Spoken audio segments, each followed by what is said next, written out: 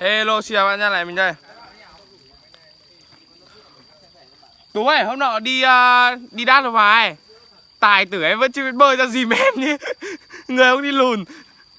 Em vật có vẻ lại thưa ông thì thôi anh xin lỗi. Ừ.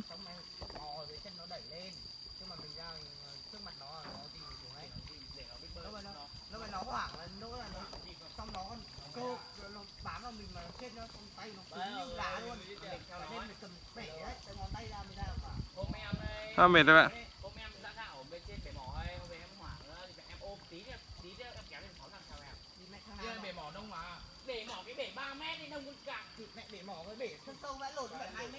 Không mệt rồi. Sạch biển để sạch.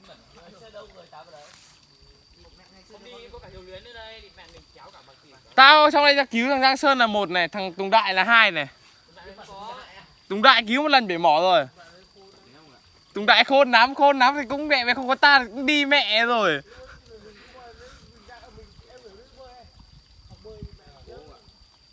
Tao mệt rồi bạn.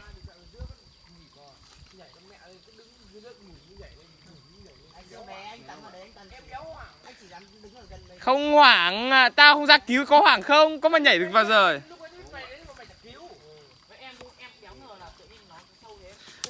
Giang Sơn chứ, anh em dạy bơi em biết bơi ếch rồi anh ạ. Im để em tả cảnh Giang Sơn nhá. Các anh ơi, anh em dạy em bơi ếch các kiểu rồi em biết bơi anh ạ. Thế thử bơi sang bờ bên kia nào. Cứ như này là chìm xuống nước rồi.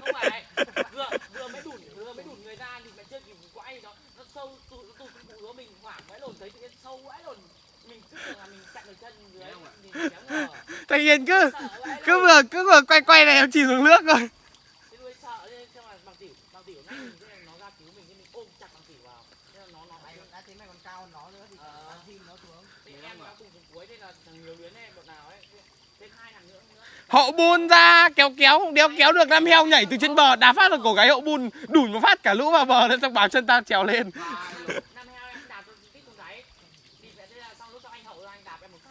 Hậu em Nam đứng trên bờ đạp phát ra.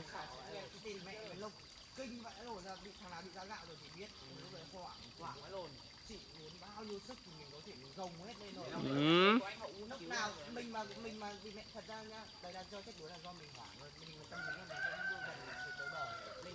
À. Mệt lắm các bạn ạ. Thế.